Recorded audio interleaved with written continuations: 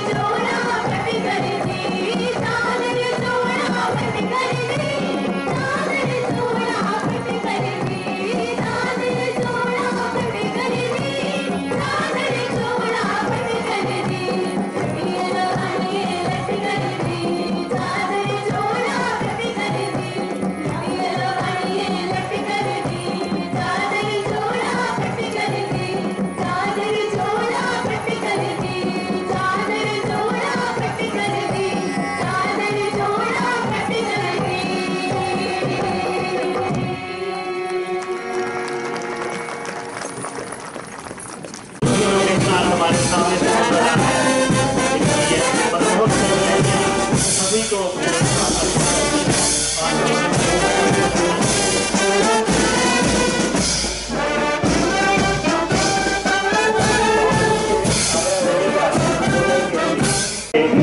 कन्या दल की टुकड़ी सान्या के नेतृत्व में आगे बढ़ते हुए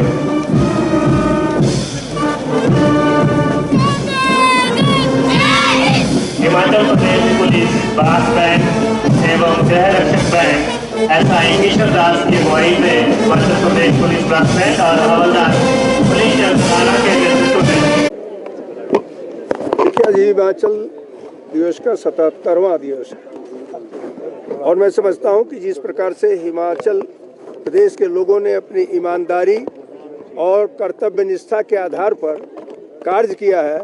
हिमाचल भले ही छोटी छोटी पहाड़ी प्रदेशों का राज्य रहा हो, लेकिन सब मिलकर के जब हिमाचल बना है तो एक देवभूमि हो गया है। और उस देवभूमि में मैं समझ रहा हूं कि सभी लोगों ने इसकी गंभीरता को स्वीकार करके देवभूमि की तरफ से कार्य किया है। हाँ, इतना जरूर मैं कहता हूं कि इधर युवाओं में और लोगों में जो नशे की प्रवृत्ति बढ़ी है, उससे हिमाचल की संस्कृति को ठेस पहुंची है। सभी लोगों को मिल करके हिमाचल प्रदेश से नशा के उन्मूलन के लिए कार्य करना चाहिए, ताकि जो प्रतिष्ठा हिमाचल को मिली है वह और आगे बढ़े।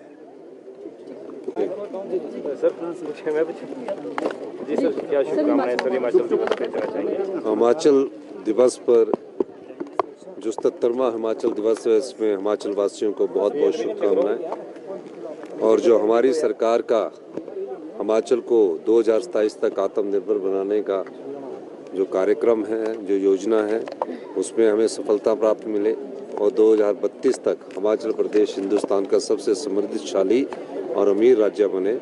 इस हिमाचल उत्सव के मौके पर, हिमाचल दिवस के मौके पर मैं सभी हिमाचल वासियों से अनुरोध करता हूं कि हम सब लोग मिलजुल कर आत्मनिर्भर हिमाचल बनाएं और समृद्धशाली हिमाचल बनाएं।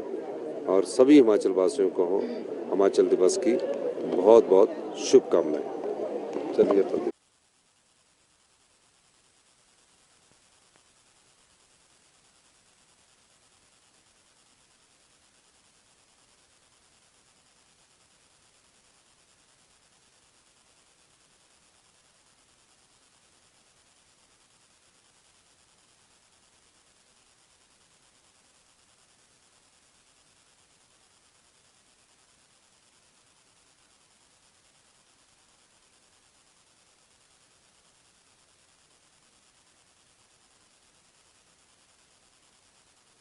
दिवस हम बड़े खुशी और उल्लास के साथ मनाने जा रहे हैं।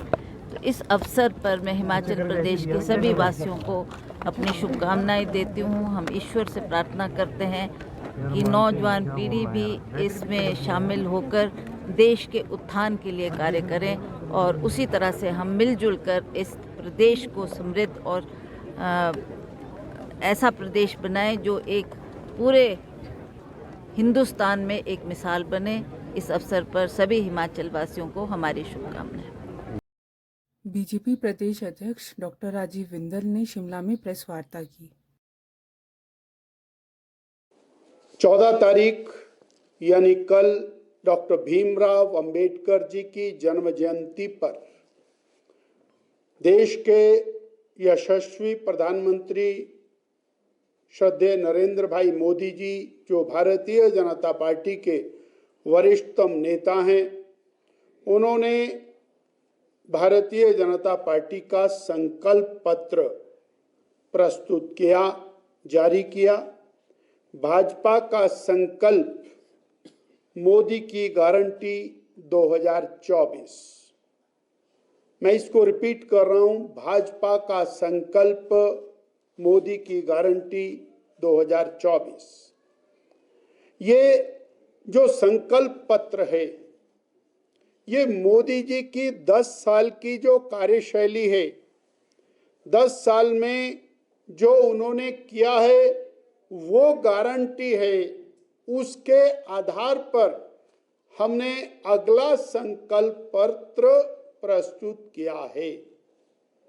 गरीब कल्याण के 10 वर्ष, विगत 10 वर्षों में 25 करोड़ गरीबों को गरीबी रेखा से ऊपर लाने का काम किया।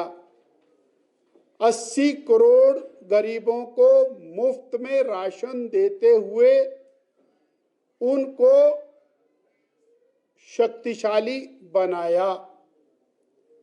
वो जो गारंटी है मोदी जी की गरीब कल्याण की, उसी को ये संकल्प पत्र आगे बढ़ा रहा है। 80 करोड़ गरीबों को मुफ्त का राशन अगले 5 साल तक मिलता रहेगा। 4 करोड़ गरीबों को पक्के घर दिए गए हैं। 3 करोड़ और पक्के घर गरीबों को दिए जाएंगे। और इसमें भी मोदी जी ने कहा, एक परिवार है वो डिवाइड हो जाता है, परिवार में बच्चों की संख्या हो जाती है, दूसरे घर की जरूरत पड़ती है, वो भी प्रदेश सरकार की और सूचियों और डिमांड के अनुसार वो पक्के घर भी दिए जाएंगे। शहरों में, स्लम एरियाज में जो गरीब लोग हैं, मध्यम वर्गीय लोग हैं, उनके लिए भी अफोर्डेबल हाउसिंग स्कीम और निशुल्क मकान देने का विशिष्ट प्रावधान किया जाएगा। गरीब कल्याण की योजनाएं, उसमें विशेष योजनाएं रेडी वालों के लिए, फटड़ी वालों के लिए, फड़ी वालों के लिए। जो स्वनिधि योजना है, उसका विस्तार किया जाएगा। 10,000 रुपए की बजाय 50,000, लाख, 2 लाख, 3 लाख रुपए तक की सहायता और लोन बिना ब्याज का वो उनको दिया जाएगा, जिससे वो आत्मनिर्भर भारत की ओर, आत्मनिर्भर परिवार की ओर बढ़ सकें। विश्वकर्मा योजना, जो अनेक प्रकार के जो हमारे मजदूर है, मेसन है, मिस्त्री है, कारीगर है, चर्मकार है, स्वर्णकार है, ऐसे 18 प्रकार के जो ट्रेड हैं, उन ट्रेड की संख्या बढ़ा के भारत के सभी ट्रेड को उसमें शामिल करते हुए विश्वकर्मा योजना को गरीब और मध्यम वर्गीय विकास का एक आधार बनाया जाएगा। और आज गरीब को आयुष्मान भारत की जो योजना मिली, 50 करोड़ लोग उसमें कवर हुए। वो 5 लाख रुपए का हेल्थ बीमा कवर और प्रदेश सरकार की आवश्यकताओं के अनुसार उसकी मात्रा संख्या को बढ़ाया जाएगा और 70 साल की आयु से ऊपर के प्रत्येक व्यक्ति को आयुष्मान योजना के अंतर्गत ला करके उसको स्वास्थ्य बीमा का लाभ दिया जाएगा। इस प्रकार गरीब कल्याण, महिला कल्याण, माननीय मुख्यमंत्री जी, माननीय उप मुख्यमंत्री जी, कांग्रेस के नेता चुनाव में जहां भी जा रहे हैं वो अपने 1.5 साल 15 महीने की कारगुजारी पर वोट नहीं मांग रहे हैं। इससे साबित होता है कि उन्होंने कुछ नहीं किया। अगर उन्होंने कुछ किया होता तो उसके ऊपर वोट मांगते। वो वोट मांग रहे हैं बीजेपी को गाली देके, वो वोट मांग रहे हैं विधायकों को गाली देके, वो वोट मांग रहे हैं केवल और केवल ये बोल करके कि मेरा खजाना खाली है। 3 महीने खजाना खाली पर निकाल दिए, 3 महीने कर्ज पर निकाल दिए, 3 महीने आपदा के नाम पर निकाल दिए, 3 महीने उनके विधायक उन्हीं के नियंत्रण में नहीं रहे क्योंकि उन्होंने ना समाज का काम किया ना विधायकों का किया, उसमें निकाल दिए। तो अब किया तो कुछ नहीं है, इसलिए वोट मांगने के लिए उनके पास अपना कुछ नहीं है, दूसरे के ऊपर दोषारोपण करके वोट मांग रहे हैं। हमारी विनती है उनसे कि जो उन्होंने किया है उसके ऊपर वोट मांगें, काठ की हांडी बार बार नहीं चढ़ेगी। देश में गरीबों के लिए एक नई आस पैदा की है। आयुष्मान योजना से पहले व्यक्ति उधार उठाता था, कर्ज लेता था और पूरा जीवन उसको चुकता करता रहता था। आज उसको हार्ट की तकलीफ है, स्टंट डलवाने हैं, कैशलेस उसको डलता है, घुटने बदलवाने हैं, ऑपरेशन कराना है, एक्सीडेंट हो गया, बीमारी की हालत है, दाखिल होता है, कैशलेस होता है। और आपने सही कहा कि हिम केयर योजना की पेमेंट नहीं हो रहे। हमारी पूर्व सरकार जयराम ठाकुर की सरकार ने हिम केयर योजना चलाई, आईजीएमसी के करोड़ों करोड़ों सरकार ने देने, आईजीएमसी ने योजना बंद कर दी है। तो गरीब को इसका नुकसान हो रहा है। और भारतीय जनता पार्टी मोदी की गारंटी ने यह कहा है कि आयुष्मान योजना का विस्तार करेंगे, 70 साल से ऊपर के सभी बुजुर्गों को कैशलेस योजना मिलेगी।